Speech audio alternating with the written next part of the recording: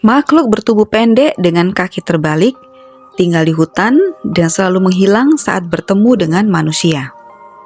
Makhluk-makhluk ini adalah sekelompok penduduk yang dipercaya ada, namun begitu misterius keberadaannya di tanah Sumatera.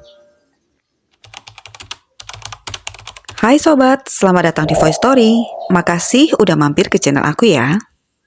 Teman aktivitas kali ini akan menyajikan cerita tentang salah satu suku yang ada di Indonesia, yang masih dianggap misterius keberadaannya karena tinggal di tengah rimba dan hidup tersembunyi dari peradaban.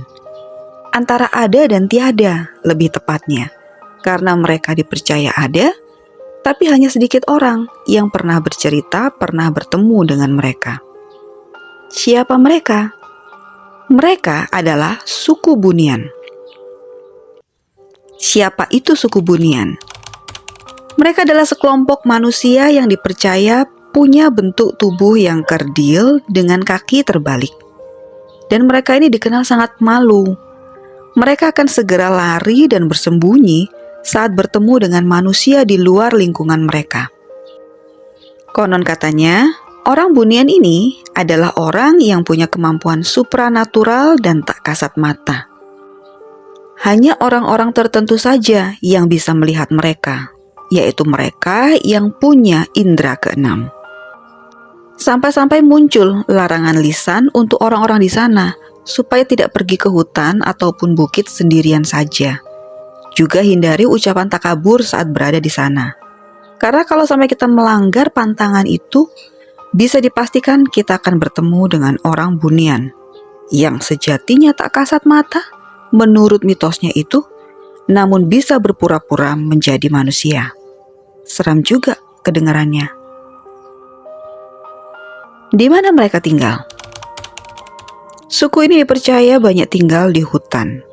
Hutan di Gunung Kerinci lebih tepatnya. Dan karena saking sulitnya menemui orang-orang ini, beberapa orang percaya bahwa hidup mereka ini beda dimensi dengan kita. Mereka punya perkampungan sendiri yang tertata dengan begitu baik dan luar biasa indah.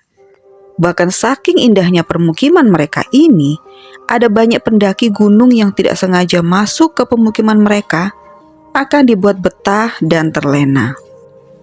Sampai-sampai mereka itu nggak sadar kalau mereka sudah ada di sana bertahun-tahun lamanya. Padahal di dunia nyata mereka baru dinyatakan hilang 2-3 hari saja. Bingung kan? Konon ceritanya, cara orang Bunian menggoda para pendaki adalah dengan godaan bau masakan saat menjelang maghrib. Inilah yang akan membuat orang datang ke pemukiman mereka, lalu tinggal di sana bersama dengan mereka. Apakah suku ini berbahaya? Tidak. Sama sekali tidak. Makhluk ini tidak jahat pada manusia.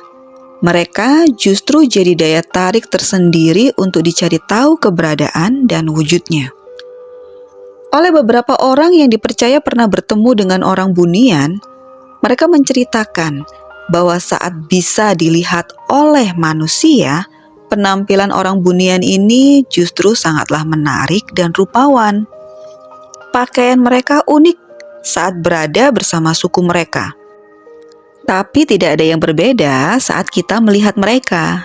Di tempat mereka tinggal, mereka hanya memakai pakaian dari pelepah kayu, bukan dari kain seperti kita.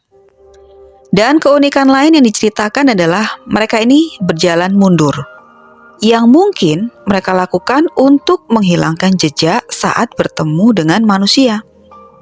Mereka juga suka datang sembunyi-sembunyi untuk mencuri makanan di perkampungan di dekat tempat mereka tinggal. Dan kalau sampai ketahuan, mereka akan menghilang secepat mungkin, lalu masuk ke dalam hutan. Hanya saja ada kepercayaan yang melekat di masyarakat setempat tentang orang Bunian ini. Kalau sampai ada orang yang sempat disesatkan oleh mereka, orang yang tersesat itu tipis kemungkinannya untuk bisa kembali lagi. Atau kalaupun bisa kembali pada akhirnya, mereka akan seperti orang yang sudah tidak waras lagi. Benar atau tidak, Silakan, kalian yang tahu tulis komentar di bawah ini ya. Inilah cerita tentang suku Bunian yang arti katanya sendiri berarti orang yang bersembunyi. Suku yang punya nama lain Uhang Panda ini punya keunikan yang bisa jadi benar, bisa jadi juga tidak. Ternyata ada banyak suku di Indonesia yang keberadaannya masih belum banyak diketahui orang. Yang unik dan juga menarik untuk dikulik, bukan? Berikutnya, suku mana lagi yang ingin kalian dengar ceritanya? Komen di bawah ya.